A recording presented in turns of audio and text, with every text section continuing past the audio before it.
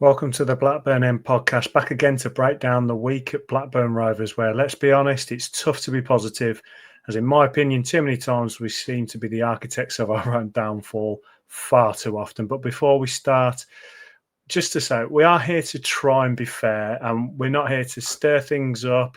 We're just here to cover what happened and give our opinions. They might be right, they might be wrong. You may agree, you may disagree, and that's okay. But it's tough to be a Rovers fan at the moment, and emotions are high. But like I commented on one of our recent videos, opinions are like arseholes. Some stink more than others. So let's see what happens. But here are the headlines. Swansea takes all 3 points as Rovers fail to build on a 1-0 lead and go on to lose 2-1. Gargbo gets pelters as his mistake, but more importantly, lack of effort gifts the Swans their winner. EFL refs are under the microscope amongst the social media pundits as another penalty claim is waved away. Rovers take a point against informed Stoke as it's redemption for Augustus as he grabs the equaliser. And after that week, the Rovers fans are still unhappy at what's going on behind the scenes as what can only be described as a poor start and carnage. Mark, we try not to be too high or too low, but it is human nature to be disappointed after what's been going on, especially this week. Yeah, I think we went into the week, we ended the last pod talking about how we were going to have a positive week, how we'd get at least 4 points, we hoped.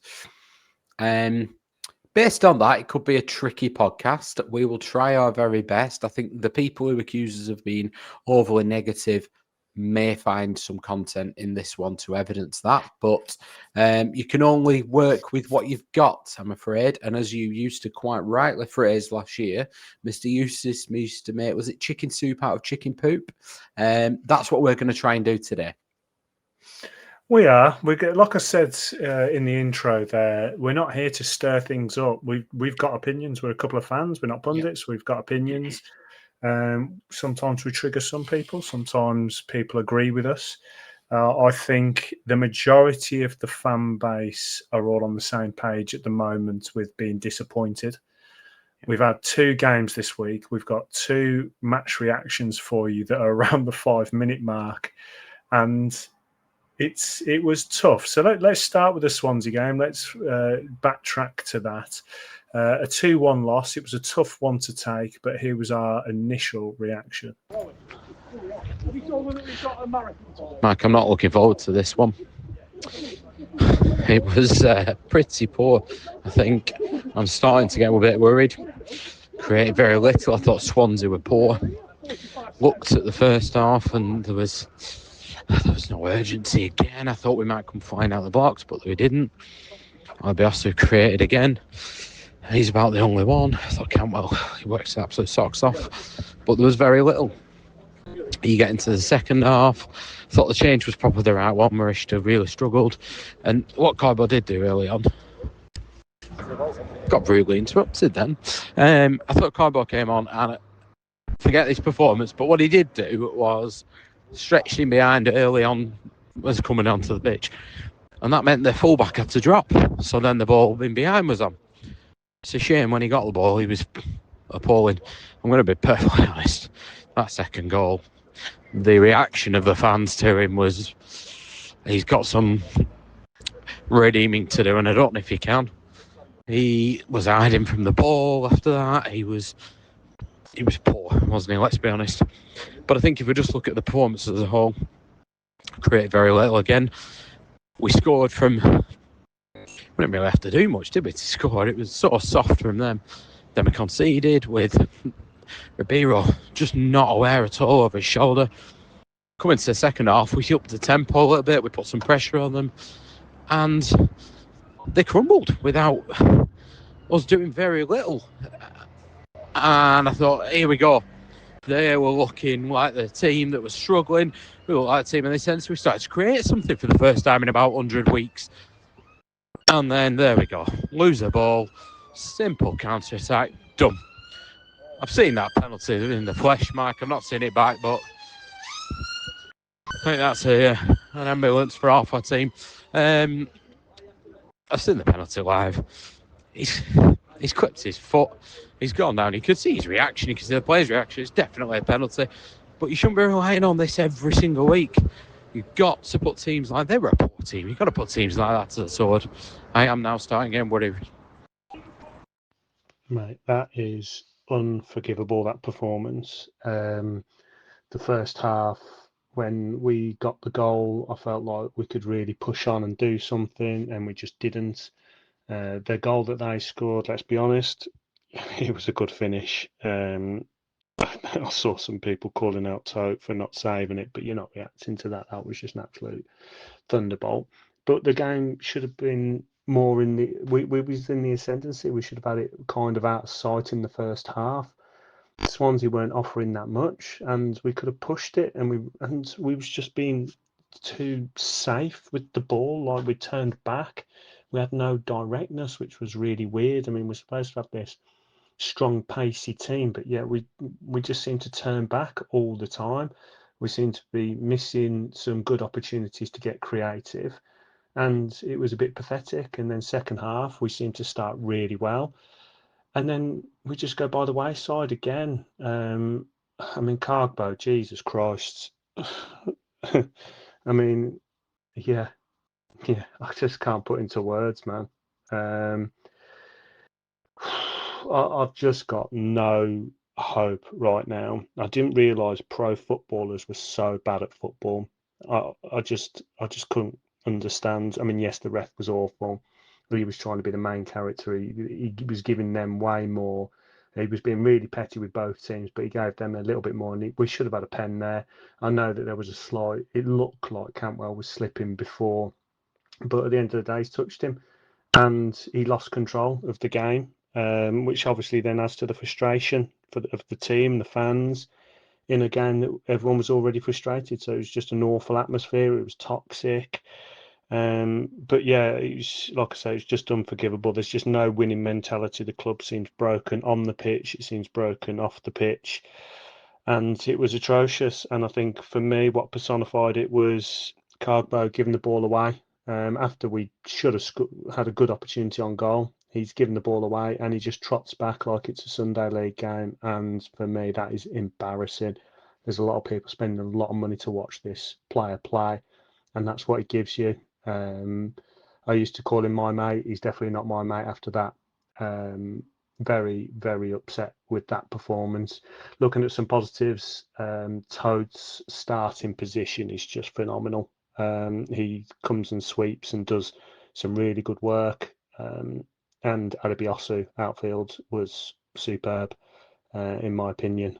I know this is a long voice note. I could rant for 10 minutes about this, maybe. Well, I could actually rant for longer. I'm just glad that we've got the Stoke game between now and when we record, because hopefully we're going to see some positives there, or else it's going to be a very negative pod again. And here we are. Two very upset fans and very raw responses. I love the fact that we do these, hence, well, I mean, we do them. So, of course, we're going to love it because we do it. I love the fact that we do them from the games, we do them in the car. I think we captured quite a lot of emotion there from us. I don't think I've changed my mind on much of what I said there. What about you? No, I mean, firstly, I did get rudely interrupted. You can hear my friend at the beginning in the background. He was very, very giddy to say we'd lost. He was very excited. I think it's a Tuesday night. He doesn't get out very often. And there he was, giddy little kipper. Came and shouted down the mic, so I had to delete a tiny bit. And I don't like that. I know what I'm doing in my match reaction. I was mid-rant. Then an ambulance comes past. I was already grumpy. So that probably led into it. But yeah, I've not changed my opinion overly. I thought that Swansea were an average team going into it. I've changed my opinion a bit of that. I thought they were poor. I'm learning more about the team. I'm learning more about the manager. I'm learning more about the signings. And I'm not liking much of what I'm learning. I think it was a very poor game. I've seen that game before. I've seen drab affairs at Ewood and away. midweek. I thought I still stand by. I didn't think we did much for the goal. I think it was very soft from them. He almost didn't seem to connect properly with the header either, and it just trickled in. Ribeiro switched off for me. I think I used to criticise Charlie Mulgrew an awful lot for that, and there was one case that I was delighted when he did it for England, and Harry Kane went on his shoulder. Not a bad player to have running off his shoulder. But Ribeiro, I've started to notice, does this a little bit. He turns himself very, very square to the ball, and he can't see what's behind him. And he did it again at weekend. But I thought overall, actually, Ribeiro had a better game. I thought he did look almost refreshed, rested after not playing. But I was watching the game and thinking, we are poor. It wasn't so much that I blamed the individuals. It wasn't so much that I blamed the manager. I just looked at us and thought, this is a poor team. And that realisation of, it's not even that the players haven't gelled yet. It's not that they're just not quite ready. The ones I'm seeing on the pitch now are pretty bang average. And this is going to be a long season. And that's, I think, what led me to my lower than a snake's belly demeanour, I would say. Yeah. Yeah, it's tough when it's a Tuesday night. The crowds are dwindling. The atmosphere is not there. When we score a goal, it's not like he would erupt, if you know what I mean. This is where the negativity comes in at the moment around the club. Is you can tell that it's just not as noisy. It's not as jovial an atmosphere. There seems to be an air of inevitability that when you turn up, it's going to be a disappointing performance. And I don't know where it's come from, because we've had some decent performances, and it's something that I think I sound in a match reaction, in the next match reaction. But we've seen enough glimpses to see that there is potentially something to build on. We've seen some good performances, but yet there still seems that air of inevitability of, it's just Rovers. This is what Rovers do. Now, to go into this game in isolation, I don't actually, the stats, courtesy of whoscored.com on the screen, I don't agree with Toast rating of 5.9. The match momentum, I felt like we was probably a little bit more in control on what that's saying at the start of the game. The goal came, what minute was it? The 28th. I felt like we was in relative control of the game until that point. I do think it was a gift. What really upset me was we didn't seem to push on as hard as I wanted us to. And I think that just comes from the fact that final third, and it's something we are going to talk about a little bit later on, that final third, we just don't have that quality. And this is why I was getting frustrated in my match reaction. There were so many times we were bursting forward and then we'd turn back. And I'm like, just try kill a ball, try it. I felt sorry for Goodjohnson. I mean, Goodjohnson's someone I was concerned about actually after both games with a couple of things. I might have a little rant in the Stoke game about him, but there's an element of that final third. You need to take a risk. Just pop a ball across the back. Let someone go and attack it, and we weren't doing it. And I was getting really frustrated with the lack of urgency with that, because we have it in us to make mistakes and concede goals. Now, when it came to the goal, Toth got pelters for it off a couple of fans saying he should save that. It's a rocket. You can't come for the cross and you're not reacting. Unless it's right at you, you're not reacting. So I can't have a go at him.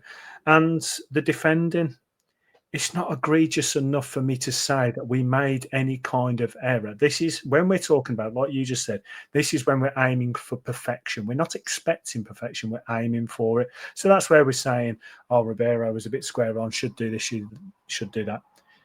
We're championship team with championship players. I mean, one level, but that's getting into something else. So it wasn't quite egregious, but what was egregious was the fact that we just couldn't build against a very poor side and get anything. And that was concerning me. You can see on the momentum chart that it was showing that we had some decent momentum. I felt like we had it in most of the first half of the first half, and to only get one goal really frustrated me because we could have built on that. Yeah, we could. We didn't have many clear-cut chances, if any. I know we're trying to take them in isolation, but I probably watched 150 minutes before I saw us feel like we were committing to attacks. I was trying to work out, was it the way we were set up over both games? Was it a lack of confidence? Was it a lack of belief in what they're doing? And maybe even from the manager in terms of the team? Because we were very much allowing, and I'll try and stick to the Swansea game, but we were allowing them to have the ball until they got a third into our half, and then we were pressing them, and there was no great desire with the press. There was no great commitment to it. And when we had the ball, we looked very one-paced. But then I look at the front three behind Gudjohnsen, Hedges, Cantwell and Marishta. For all their talents and all their abilities and all their qualities, pace is not one of them. Ribeiro doesn't give you that pace down that side. So the only person that could do that was Alibiosu. And it becomes very predictable then.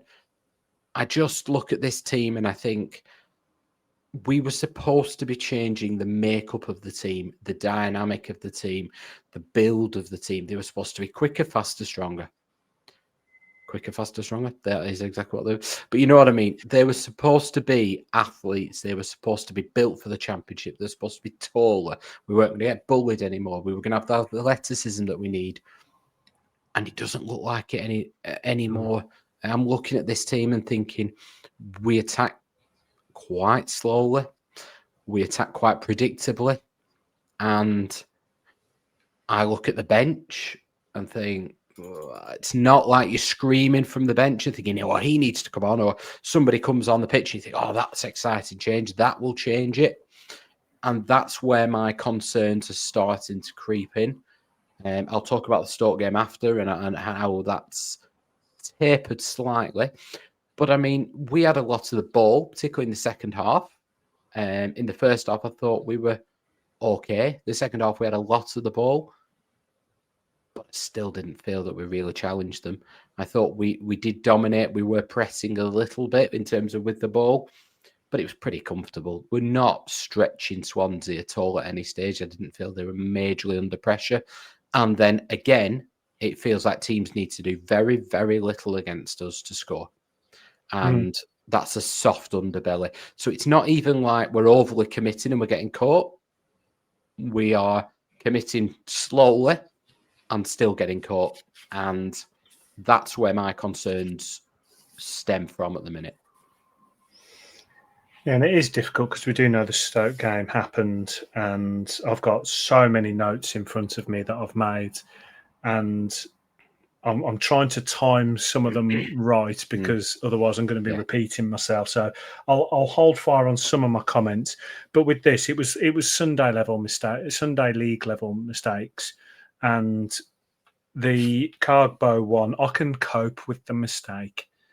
I can, there was people saying he was sold short in the past, so on and so forth. But you've got to bust a gut to get back, and even if it was just the fact you've lost it, your chances are you're not going to get back.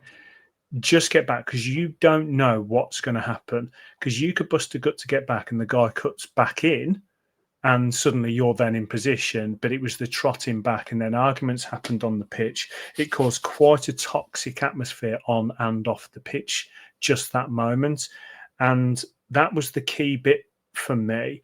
I can cope with a lot as a football fan, even as a coach. When I'm coaching the kids that I coach, or even adults, I say to them, I will never shout at you for making a mistake, but it's how you react. And that's professional level all the way down to amateur. And I was very disappointed with that. And like you said, it gets to the penalty decision. If we're relying on decisions like that, exactly what you said, then we've got a problem. Now, let's talk about the penalty decision. I've watched it a few times different angles. Initially, I was astounded it wasn't given. I still think it probably was, but I'm not 100% convinced on some angles because it did look like he was slipping. But, and this could be the blinkered blue and white glasses I'm wearing, whether he's slightly slipping or not, the guy did get him and did take his leg. So whatever was about to happen after, whether he was slipping and whether he was in control of the ball, I think it was probably a penalty, but it wasn't quite as stonewall as some people think. That's my opinion. What's yours? Yeah, in the ground, I thought it must be.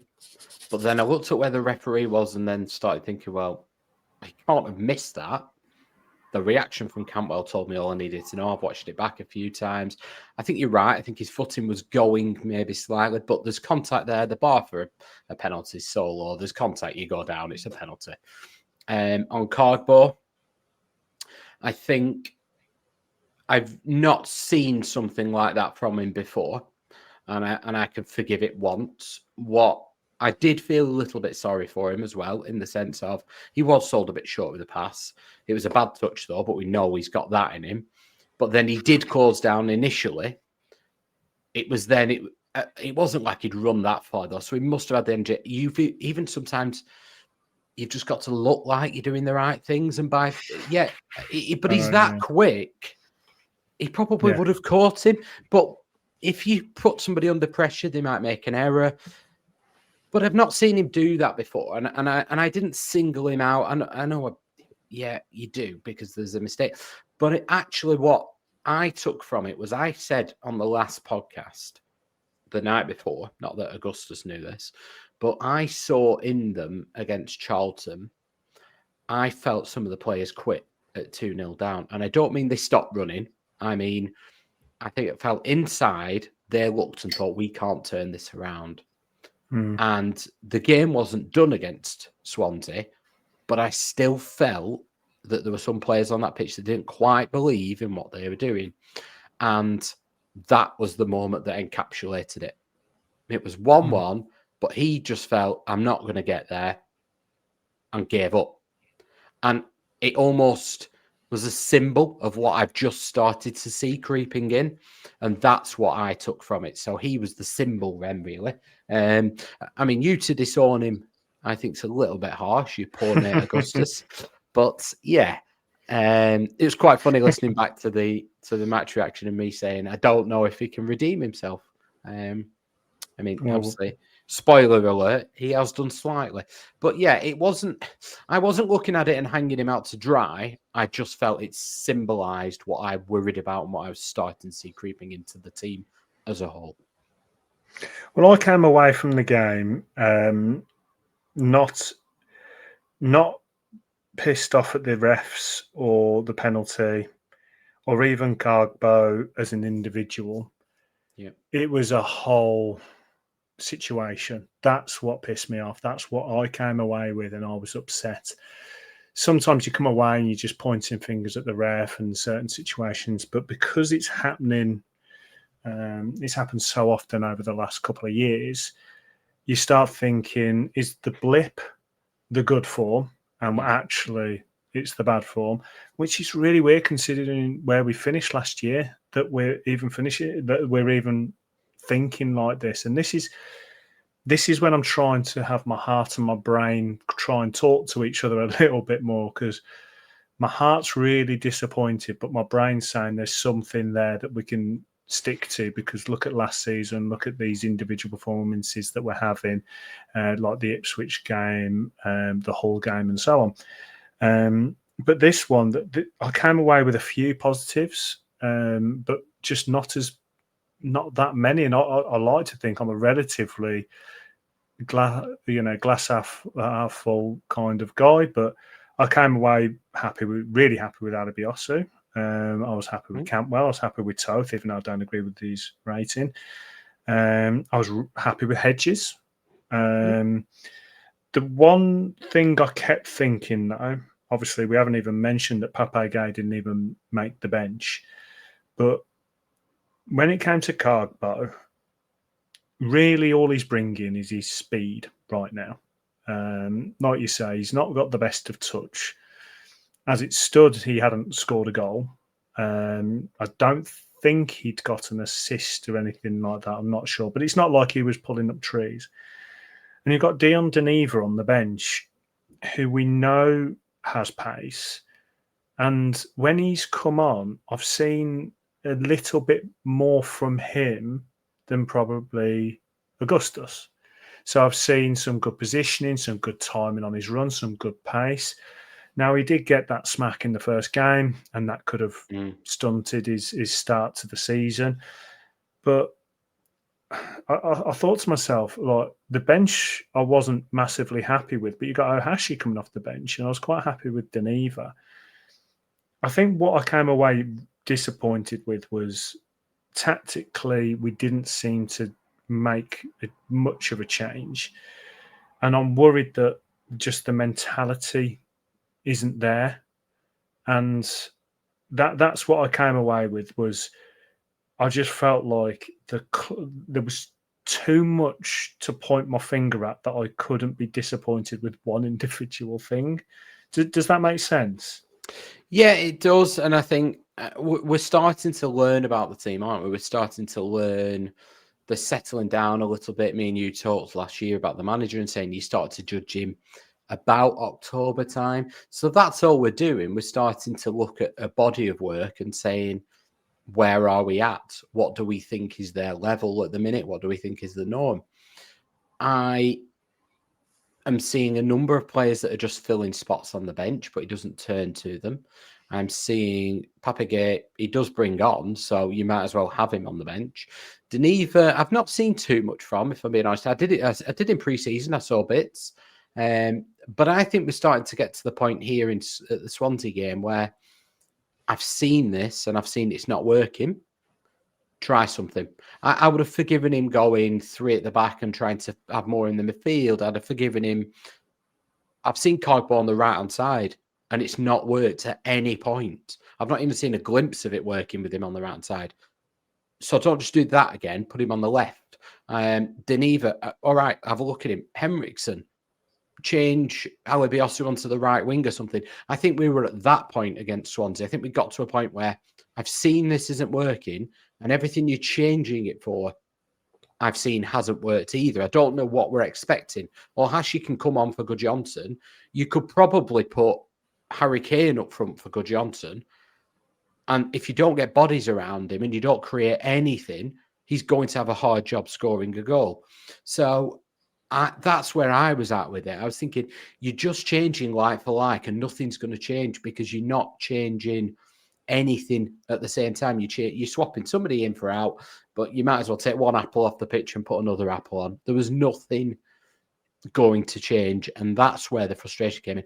Deneva bringing him on in, was it the 89th minute? Why? You know, you're not bringing him on and going 3 at the back and putting another body up front. You're just going, I'll take Hedges off and bring him on. Well, why? What is that going to do? I've started to look at the manager at the end of the game and think, I'm really torn on whether I can judge you yet, because I'm looking at the bench the same and thinking, well, it's not like somebody's on the bench and you're screaming. Do you remember when we had Bradley Dack and he was still here and he was on the bench and the fans are screaming? You think, bring him on, change it. Well, you can't take Cantwell off because he's the only one who's creating anything. The only thing I can think you can do at this moment is drop Cantwell a bit deeper and go for it a bit more and bring another attacker on. But there's nobody, to be fair to him, on the bench that you think, actually, they've come and done a real job. There's nobody coming on the pitch at any point and going, I mean, Ohashi came on the pitch, didn't he? And he didn't exactly go, I've got to start next week. Nobody's coming on with like the bit between the teeth and grabbing the game by the scruff of the neck. And you used to get Joe Rankin Costello coming on. And I'm not saying we should have kept Joe Rankin Costello, but from right back, he'd make an impact when he came on the pitch. Usually he'd be like, right, I'll sort this out. Unorthodox, he'd be up front, he'd be on the left, all sorts of every kind of wrong in some ways. But at least he was trying something. He was putting himself out there. And I'm just starting to worry that we just seem to have this pattern emerging of, I'll just come on and I don't want to rock the boat, I don't want to stand out. And I don't know if that comes from the fans, which the cardboard criticism won't necessarily help with that. Not that he was trying to trick and he lost the ball, but singling him out in that way. But I'm starting to then go, well, something's not right. The players are not willing to take a chance here. Campbell's putting himself above the parapet, getting hold of the ball and saying, give me the ball. I will have this. Give me the responsibility. Alabiosu's doing the same. Give me the ball. I'll drive. But a number of them are quite within themselves. It was no surprise Marishta went off. He was screaming at him all half. He was basically... Do you remember when we had Relegation under Mowbray? And he would say, I have to have him on my side because I need to tell him where to be throughout the game. That is what Ismaël was doing with Marishta. He was screaming at him, right, you need to get back. Now you need to press. He's a 28-year-old international footballer, albeit he doesn't get called up, so that's a bit of a myth. But he's a 28-year-old main target who we've tracked all summer. And you're having to tell him where to be and then bringing him off that early. The signs aren't great. We are going to break down the signings as soon as we get the stats from Statman Jack at F Scout. And he's obviously going to be one that's under the microscope as well. But let's round off the Swansea game and we'll start talking about the Stoke game. So is there any 3-word reactions after this one that caught your eye? Yeah, there was an awful lot I can't repeat.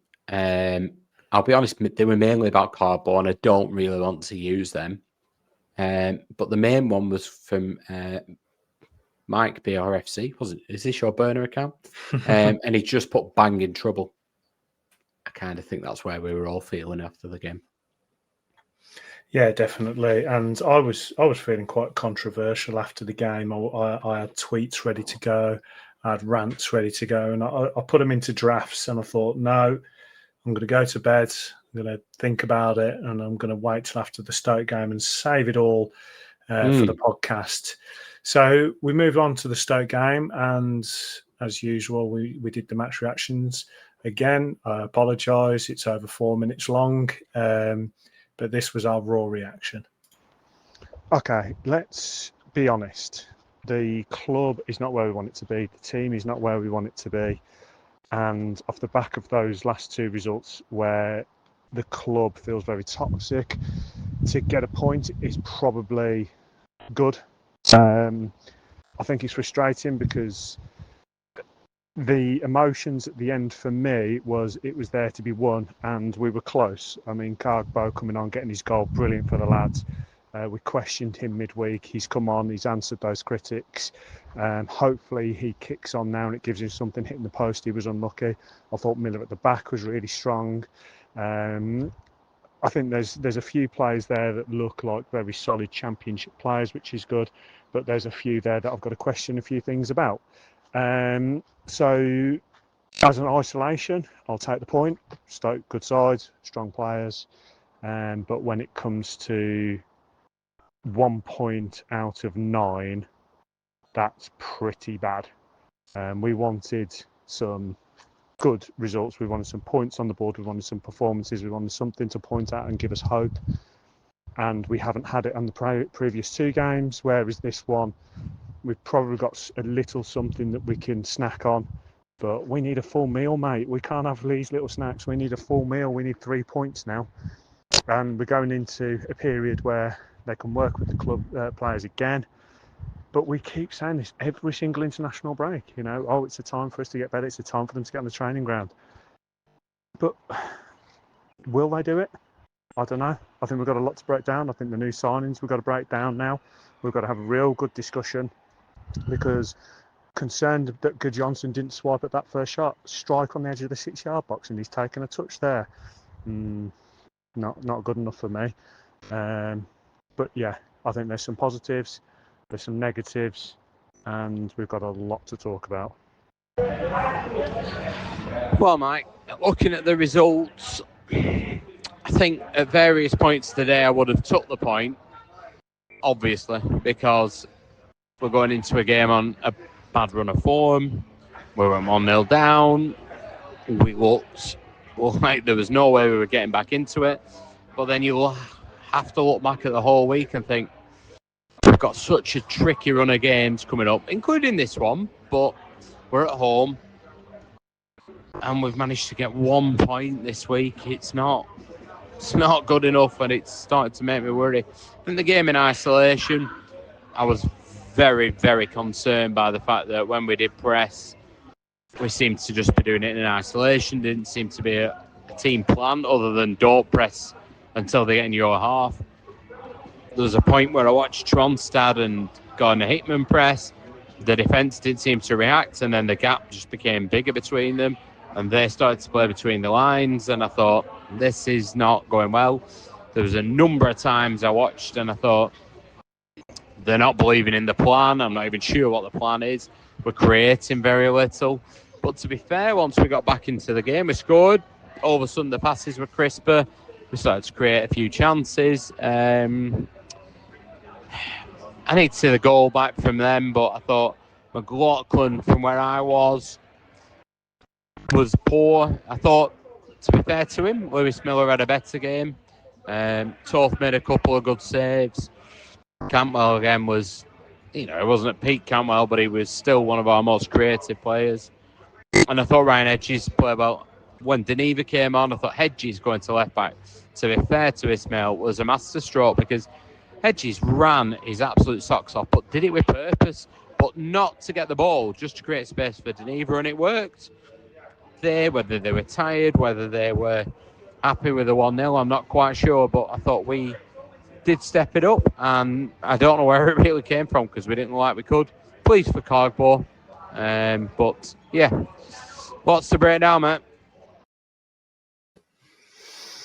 Yeah, once again, lots to break down, and we keep having the police and ambulances in the background. I don't know what's going on, but yeah, there's always something happening in the background when we do these reviews.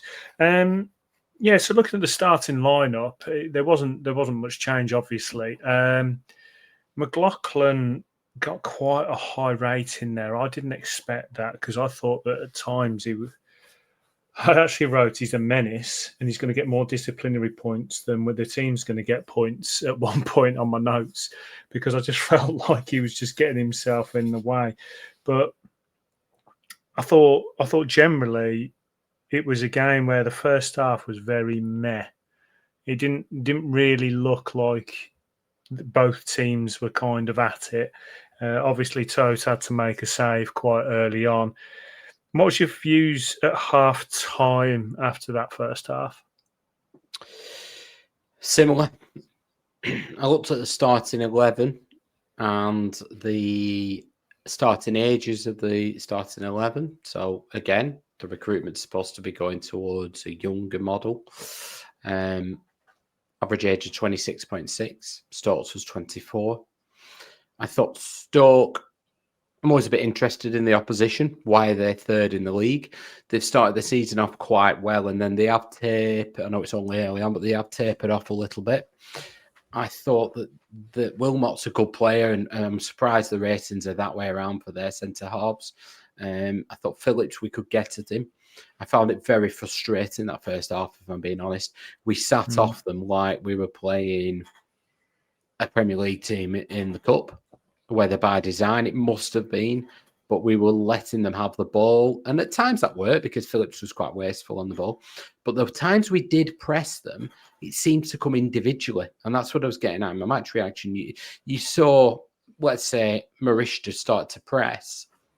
There might be one person fall behind, but it didn't feel like there should be a trigger. The teams work on, right, every time Ash Phillips takes the ball on his right foot, you all go over and you press, and you press him, you press him, you press. They work on these sort of patterns. And it didn't look like we did at all.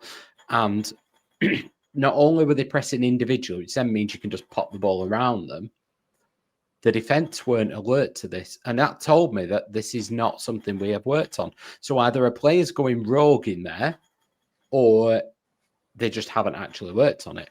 Because the back four were remaining in their position of where they felt they should be. So then if Gordon Hickman and Tronstad are coming forward, it was leaving space for Junho to have a lot of the ball. And I thought I was worried that was going to become more of a problem in the second half. I thought Stoke are neat and tidy. Their midfield, they're quite good on the ball, but they didn't have anything that overly worried me. I didn't look at them and think, wow, they're going to cause massive problems. And Bama up front, I think, will be a very good footballer at some point, but he's very raw. So I couldn't understand why we were stood off. And so at half time, I'll be honest, I was thinking, am I missing a trick here? Is Stoke going to come out and absolutely fly at us? Is there something in their team here that's not clicking this half? Or because at the first half, it just looked like we were paying a team respect that didn't really, not having a pop at them and saying they're awful, but they didn't deserve it in that sense. We're at home, it's the Championship, get after them. Go and try and win the game, and it felt like we were trying to stay in a game, and I couldn't understand why. I know it's the second half, but I must hold my hand up on my match reaction. I said, I thought McLaughlin was poor for the goal. He wasn't. Having watched it back numerous times, it was Ribeiro that just switched off, let him get wrong side, and McLaughlin tried to recover. So I was wrong on that one. But yeah, I just felt at half time, why are we standing off this team and paying them this much respect? Because I've not seen anything that's earned it yet. So the two notes I made, one was we seem to play the same formation as all other teams, but we seem to play differently. Why are we trying to do things differently tactically? Why are we so negative? And I think that was because, and this could be slightly controversial, I was getting frustrated with Cantwell. And the reason being was he seemed to be sometimes very negative with his play. Now, that's not necessarily on him. It depends on his options. He's obviously looking up, he's scanning, what's his options, having a look, and then deciding there's nothing there, turning back and making a pass. I was thinking to myself, is he just the best of a bad bunch at the moment? Because I was getting really frustrated in that first half that the option was there to create, and it seemed like we just didn't want to take that risk, very similar to what I said with the Swansea game. And I was getting really frustrated with Miller's long throw because we seemed to use it, but it's like it wasn't doing anything. And all I kept saying was just mix it up. Because all they're doing is dropping deep. We can't beat the first man, and they're clearing it. Well, just throw it short then. Keep them honest, because if you've packed everyone in the box and you can't reach that far, you're not doing anything. So keep them honest, have someone short, and now and again just drop it short. And that was kind of my take at half time, and then the second half it starts, and I felt like we was going to come out and do better, but they get their goal. Was it against the run of play? I don't know. There's a few people saying it was, but I felt like we could have stepped it up a gear, but Stoke just took control, and they kind of owned Ewood for a little bit, and then we managed to get our goal. But how do you feel like that second half started? Because in my eyes, it did feel like it was kind of Stoke's game to win, and we didn't seem to do a hell of a lot until probably midway through the second half. I think the two things that you've said there are notes I've made over the last 2 or 3 games. I've started to see Cantwell get... I think I err on the side of he's looking at the options to pass it to and thinking, no, and checking back. I think he's just looking and thinking, there's no point passing to you. I don't think he trusts him. I think he was starting to get a bit frustrated. And as the second half wore on, he was getting increasingly frustrated. There was a point where he had a decent effort on goal, but he could have played 2 or 3 people in. And it wasn't being greedy. He'd seen them, and I think he thought, I've tried this before and there's no point. And he just thought, I might as well have an effort myself. In terms of Miller, I'm so glad you brought this up. 2 things with Miller's long throw. One, it doesn't do anything. It's loopy. It doesn't really reach. And it's not a Darnell Miller, certainly no Rory Delap, where it actually causes carnage. And it's like we haven't practiced it, so the players don't. There's no set person to flick it on. But then number 2, and if Staffman, what's his name? Statman Jack, that's one. Sorry, Jack. If Statman Jack can work this out, I will love him forever. I swear that the XG we might get from Lewis Miller's long throws is worse than the XG it concedes from the counter-attack, particularly when it's at the left wing. Our right-hand side centre-half is going across to the left wing to loop a throw that gets cleared most of the time. And if I'm the opposition, I'm thinking, this is a great counter-attack opportunity. Thank you for that. But yeah, I'm just looking at the team and thinking, do something different. Start the second half, change it up a bit. Even against Swansea, at least he brought Carbone at half-time and you thought, I get it, nothing's working, try it. At Stoke, it kind of felt it's a matter of time before they score. Not because they were battering us and battering at the door, just because we were just, I've seen this before again. We're not creating anything. There's nothing different. I mean, the opening 13 seconds of the first half, they could have scored from doing nothing spectacular. And I just felt it was a matter of time. Yeah, I mean, we've forgotten to talk about the Gudjohnsen in the first half taking a touch in the box and not shooting. I mean, I've seen multiple angles of that, and I just don't understand why your instinct isn't to just get a foot on it, take a shot. Well, I mean, sorry to interrupt you there, Mike, but his instinct, when I pointed out, didn't I, when he came on against Watford, when he couldn't score, really, because there were that many people between him, his instinct was, and this is what I'm just starting to see creeping into the team. I'm hoping I'm wrong, but I'm starting to see people just taking that safer option increasingly. Now, maybe it's confidence, maybe it's form, maybe it's something else. But Gudjohnsen took a shot in that first game against Watford when he really had no right to, but it was just instinct. Ball's there, bang, have a go. He's not done that last couple of games. Sorry, Karen. No, I mean, you're right. I mean, I used to moan at Dolan because he was trying to do too much, trying to take people on, and near enough every time he touched the ball, the next person to touch the ball was the opposition, either by taking a set piece or they just had the ball back. But what I really want when it comes to risk taking is playing the ball, taking that shot, instinctive shots, things like that. And I can't remember the last time we had a striker that was really instinctive. Most either had some sort of pace, they'd have to break behind.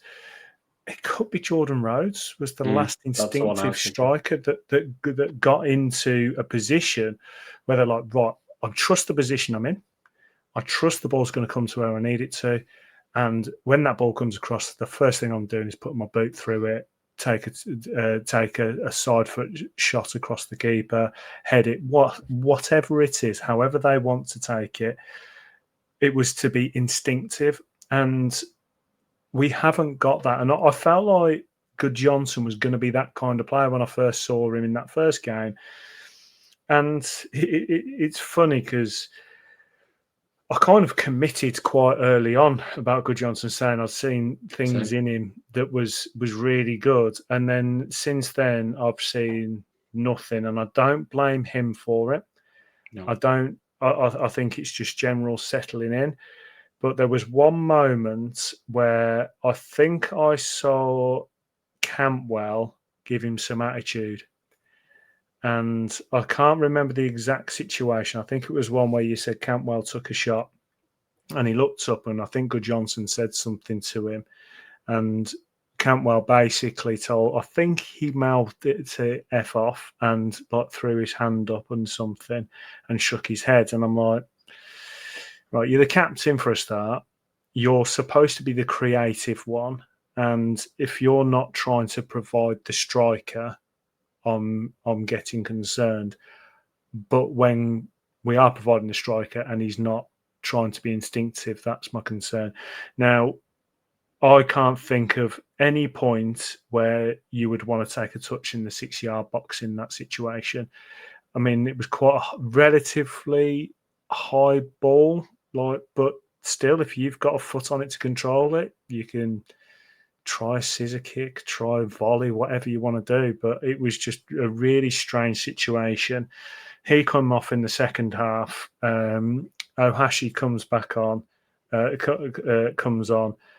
And it did change the game a little bit for us. And I did feel like we were starting to get into it. I don't know. I'm trying to find positives with our final third, but it just seemed like Good Johnson just was not getting the help he needed to help himself. Do you know what I mean? So I felt really sorry that he came off on that 59th. Yeah, I just normally if a striker's played the best part of 2 games in a row and he's done as little as this, you are really having a pop at the striker, and I don't feel that's fair. I just think as a team we're not set up to create chances. We did start to create chances when he went off, but I think that was as much down to fair enough to the manager, because somebody asked me at half time, actually, when do you start to judge the manager? When does this become any of it the manager's fault? I am worried that the players are going into their shell a bit, and I don't know if that's form. I don't know if that's the manager, and I've seen him have a pop at Marishta in midweek. We don't know what goes on the training ground, whether they're worried to do that. I suspect it's probably more down to form, but anyway, I question the manager in the sense of, like at Swansea, all right, he brought Cardbourne at half time, but he put him on the right and we see it's not worked, and he's not really changing things up. I questioned his decision making in terms of playing McLaughlin, not on Tuesday, because I think fair enough, Wharton can't play 3 games in a week. You can't expect him to, but in terms of, I think Wharton should have come back in. I think he's the better of the two. The rating on there for McLaughlin's surprising for me. But then when he put Hedges at left back, I liked it. Not because I thought Ryan Hedges is the best left back I've ever seen, but I thought finally, just try something different, because it's not worked now for a number of games. Deneva came on. I didn't expect him to really change much. I've seen a bit of Deneva in league games. I've not seen much that I thought, wow, that's really going to change things, but I think it really did. There was a point where Hedges ran about 60 yards diagonally towards the centre, sort of the penalty spot, with no intention of getting the ball. And the reason he did it was just unselfish behaviour to create a pathway for Deneva. And I love that. And I think Hedges drove a lot of that on in the second half. But Deneva, full credit to him, wanted to whip the ball in, wanted to get down the line. I thought Ohashi was dropping deep and winning the ball, but then was trying to show some intent to get back further forward. And Cardboard had 3 chances, 4. There was one where he slid, didn't quite get to it. There was the one where he hit a shot on about the 88th minute, and it looks like it hit the post the way it bounced out. And I've watched it back, and I'm still not quite sure how it ended up where it did. But hitting Johansson, who is the bane of my life, but on the forearm and bouncing sort of behind him, it's just a pain in the arse, that goalkeeper.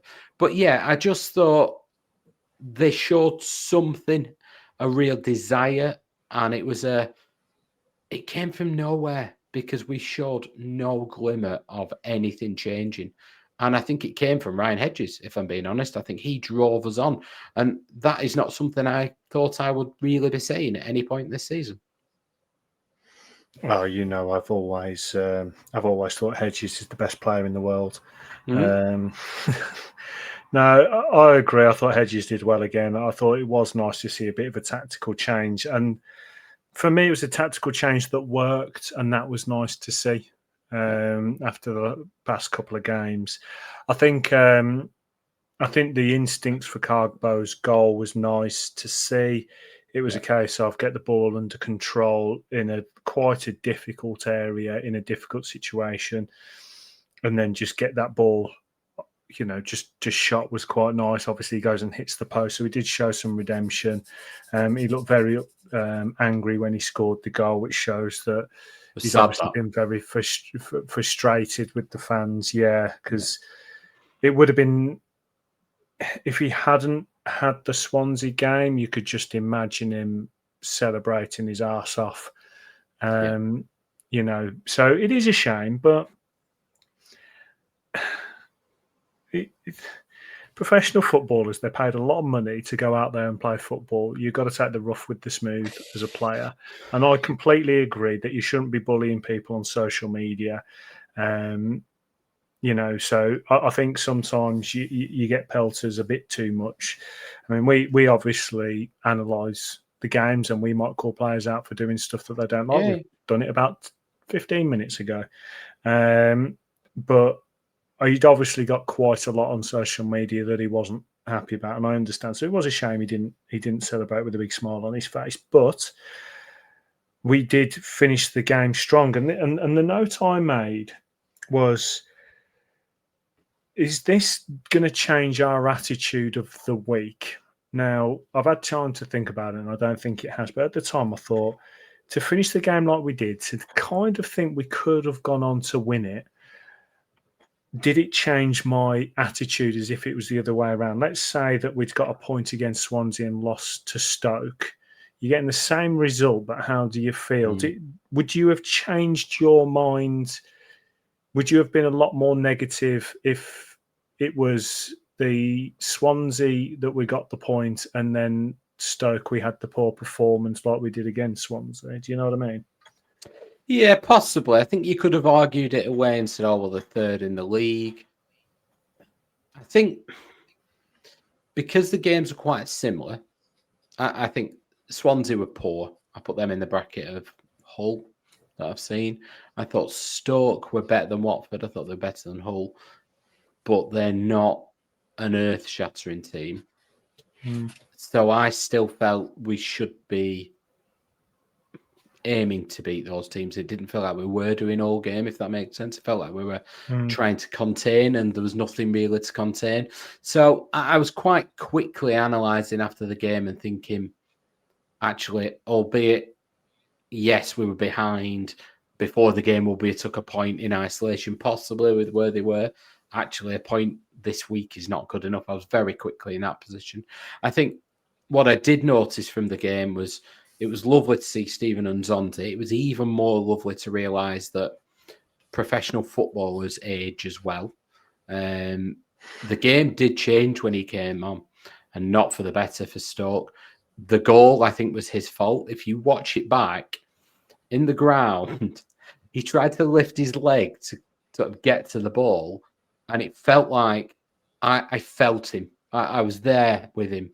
I thought that was me, the ball bouncing. You think, 10 years ago, I've got that, and his leg just wouldn't go up as quick as it used to. And then the ball went. It was very sweet to see Todd Cantwell want that ball more than Ash Phillips and hook it back. But yeah, would I have been more negative? Probably, because that would have been fresher in the mind, and we have recency bias. And that's the way we are as football fans. But I wasn't coming away from the game going, oh my God, that's it, we're back. So I wasn't that much to up either. I think I'd dropped quite a bit after the Charlton game, but thought, you know what, it's in isolation. Show me this week that that's a blip and that's not you. After the Swansea game, I was kind of thinking, you know what, I think this might be us. After the first half, 60 minutes, I was thinking this is us. So I've come slightly above that, but I'm not back on the gravy train of we're going to win the league by any stretch. No, and we'll get into this in just a second about the recent results and the start of the season that we've had. But I came away from the game, as you can tell by my audio reaction, relatively positive about that game. I mean, Stoke are not an easy team to play. No, they're not. And we said that they'd started well. So to actually come away with a point was quite good. And I thought that there was a decent performance there. There was a lot there that I could point at and not be happy about. But, you know, rewinding to what I said, at the end of the day, we're a championship side playing championship football. We can't expect perfection. We can aim for it, but we can't expect it. I think the main issue for me was the performances of the past two games. If we'd got a point at Swansea, a win or even a point at against Swansea, and then had this, I would have been really happy with the week.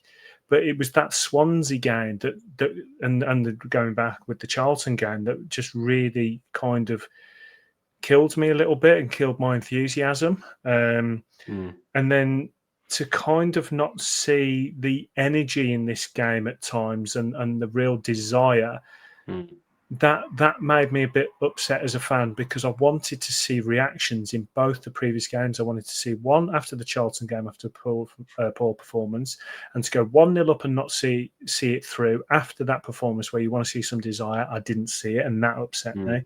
And then to have that game and then come into this one where it seems quite a drab affair and there wasn't the energy, again, I got a little bit negative. And I thought to myself, do you know what? Stoke are a good side. They're doing well. But after that first half, they were there. We could have done something. We could have pushed on. We could have shown some energy. And I think if we'd shown some energy, we could have got a goal or two in that first half and we wouldn't be looking at scrapping to get a point. But that's kind of how I felt at the time. Obviously, we go into an international break now. Before we do, what's the 3-word reactions on this one? Ismaël out was one of them. But the two I'm going to pick, Mike, are two friends of the pod. Aaron Boyce played 10 minutes.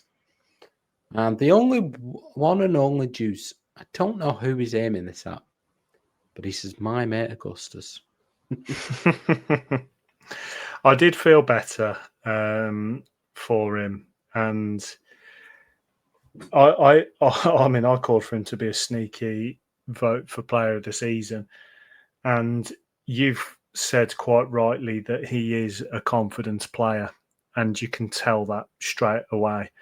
And one thing I have said here is the signings that we have, they obviously have talent. They're better footballers than I could ever dream of being. And when you make such a change that we've made, and so many players have changed, it's obviously hard for them to gel. Some of them come to different countries, different leagues, and this is all part of that risk-taking. We could have some really talented players, but they're human beings. And at the end of the day, if you're moving countries and moving your environment, it can be difficult. And the issue we've had is when you take the spine of the team away, and as much as I wasn't a fan of Travis and some of these other players, you've got to make these changes in a slow, methodical way, and we haven't done that. And that's why we're in the situation that we're in, because there's obviously some talent there. There's obviously some physical aspects that are really good. Look at Ali Biosu. He's absolutely ripping it up at right back. And we're not even talking about Callum Britton anymore. It's like, I'm not saying he's an upgrade, but he could potentially become one. And that's where we're at. So the issue we have is we don't have time to wait for them to gel. And that's why we've got impatience. The owners, they've kind of exhausted the fans, and we don't have patience now. And that's the issue, because looking at the championship table, it's not great reading. We're 4th from bottom. And if it wasn't for the fact that for some reason playing football in Sheffield is absolutely awful at the moment, we'd be really in the mire. And we need to ignore the Ipswich game now. We need to ignore it as a performance, ignore it as a potential result. It was a game that was played in awful conditions. So let's forget that one. But we got a win at Watford and we got a win at Hull. Yeah. Other than that, it's been a really hard slog. And we haven't seen the consistency.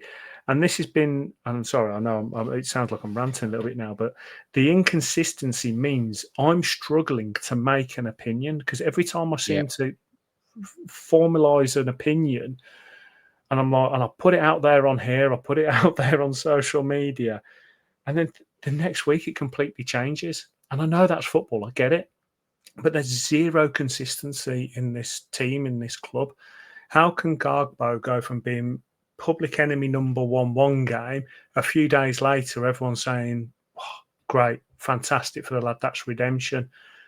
It's just the inconsistency now that's absolutely killing me. Yeah, and I think some of that comes in the championship. It's quite often when you have a 3-game week that the midweek game is a bit of a drab affair and the Saturday game lacks energy. And we saw that. The flip side of that is that that's what you have a squad for. And he doesn't feel he can trust them, I'm presuming. Tavares is not even in the squad at weekend. He's not played midweek. So he's gone with the same midfield for 3 games in a row, albeit, one of them was not by design as much. Henriksen doesn't get a sniff. Deneva's had 2 minutes midweek and then had a run this game. Baraji's obviously not fit.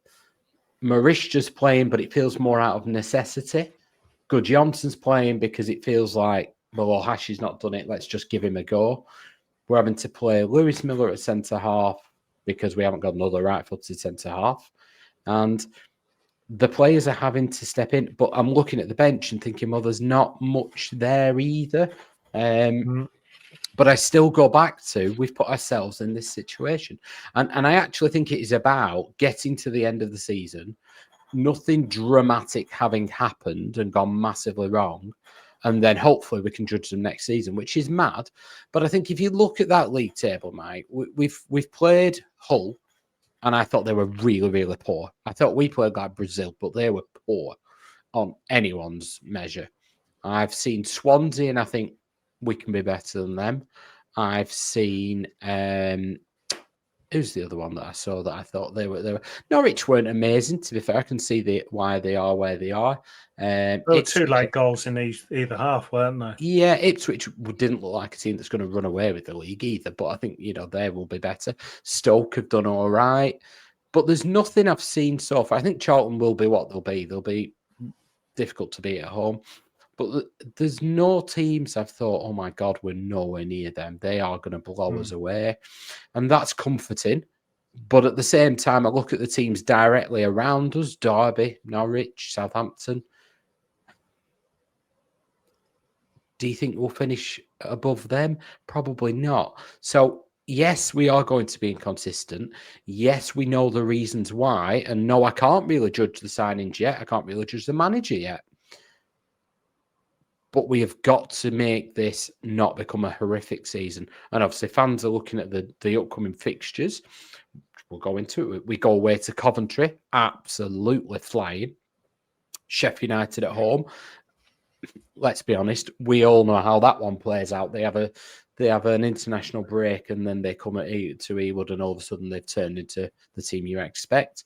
Southampton at home, Leicester away, Bristol City away, and then Derby at home before the next break.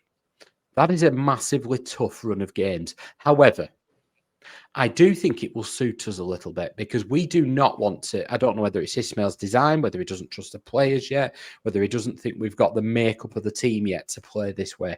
But he wants us to be quite compact and quite deep, and then for teams to come on to us. And I'm trying to reach for the positives and the glimmer of hope. But I think that he wants that to be the way that we play at the minute. I don't think it's because he's a negative manager. I've seen him play other ways. I just think maybe he thinks that will suit us at the moment. And I worry about us creating after that because I don't think we've got that spark. We've got Cantwell, but other than that, you can mark him out the game. So maybe he's going to put Hedges at left back. Maybe we're going to see Dineva. We need to see one of these just giving us something different than what we've seen at the minute. But maybe maybe it will help us go into teams and actually being under the cosh a little bit, getting stuck in, rallying. Gardner Hickman's made for that kind of football. I think he loves the crossfield ball, but he's bloody good at it at the same time. So get somebody pacey out there. I do think there's a place for Cardboy in the 60th minute on that left wing. And now we've seen Hedges turn into Roberto Carlos at left back. I'm all for it. But I'm looking at the table, and I've yet to see a team come to Ewood Park and think, oh my God, they are... Leeds, I know, went up last year, but 2 years ago, we beat them. Or was it a draw 2 years ago? Anyway, either which way, they look like they could carve us open at any moment. I've not seen a team like that yet. So I don't think we've anything to fear in this league. We should be okay. We've just got to make sure that it starts to click. And it worries me that he's not trusting Henriksen, Dineva. He's not trusting these players yet, and he needs to start to do. Tavares, I don't think it's the end of the world to drop him back out for a couple of weeks. You look at Morten Gamst Pedersen when he came in. He turned into a Premier League stalwart, and he played one game, and then he was out until January, until I think it was a cup game, wasn't it, down at Cardiff, because he wasn't ready. It takes time. We just need to make sure that we've got the luxury of time. And it's no surprise he's turned to people like... I know Alabias, who came from Belgium, but he played in England before. Lewis Miller's been in Scotland. It's the same thing in terms of weather and football. In terms of the Championship, there's elements that are similar. McLaughlin's played in the Championship. Gardner Hickman has. So he's turning to those people that he can hang his hat on. Marishta's 28. You should be able to hang your hat on him. Tavares, Baradji when he becomes fit, Henriksen. We never expected them to hit the ground running yet. The only worry, as we've said, is we've put ourselves under pressure that actually they probably need to do because of the amount of turnover. And I still think that's why we should have kept a Harry Leonard. There's no way you're telling me Harry Leonard would have performed any worse than any of the striking performances I've seen so far this season. No, and in terms of instinct, Mike, I'm not saying he is, and people will go, "Oh, he's not scored for Peterborough," or whatever. I'm not saying he would have gone and scored 10 goals so far this season, but he does have that instinct to try that shot on the half turn. But it doesn't. I still stand by it. The way we're setting up at the minute, we're not creating enough anyway, so it wouldn't matter who you had up there, really. Oh, no, you could have prime Lewandowski up there and he's not scoring. I mean, you know my thoughts on Harry Leonard. I rate him very highly. And I do think he's got the kind of instincts that would have scored that one against Stoke. Like I said at the top of the podcast, you know, we have been the architects of our own downfall quite a few times.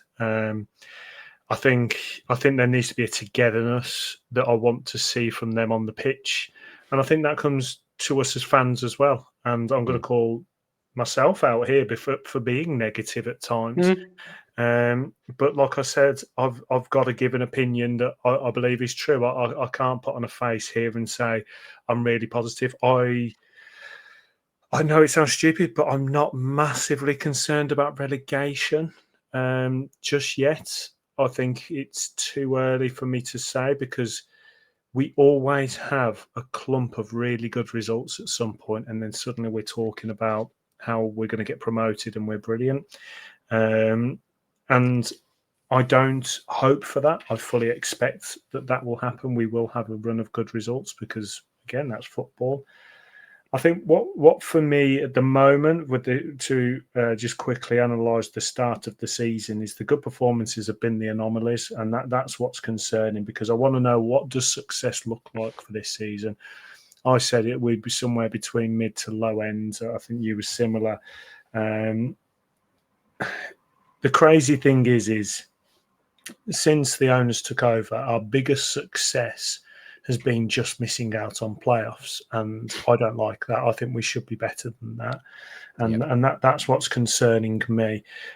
But we are seeing some signings kicking on, like your Totes and so on, that are now kicking on, Alabiosu.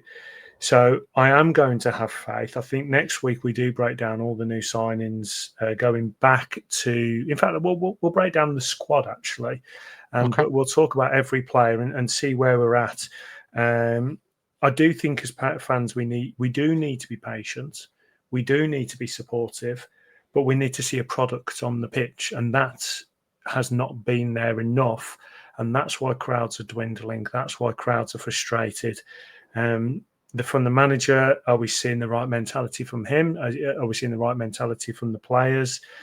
And that's what we want. Is we want a bit of hope. We want to look and see what's happening on the pitch and get behind it. And that's the problem. Is I can't really see what the goal is and what the objectives are for this year. And I don't expect the club to come out and tell us. I don't. Because I won't believe anything they said anyway, because at the end, and it's nothing to do with that as a Blackburn Rovers thing. I think that's just a media football thing. They're never going to come out and tell the truth. That'd be stupid of them to do it. But I would really love to know what the aim is for this season realistically. We just need to see a product, and this international break, and this is going to be my question to you, is what do we have to do on this international break now to prepare for that run of games? Well, I think the one fortunate thing about this run of games is they're all similar-ish teams. They're all teams that like to get, other than, Sheffield United, I'm going to contradict myself here. Sheffield United do play on the counter a little bit. But if you look at the rest of them, They're all, well, they're certainly, even including Sheffield United, there are teams that you would expect will probably be favourites going into the game, home or away against us. But the majority of them like to have the ball.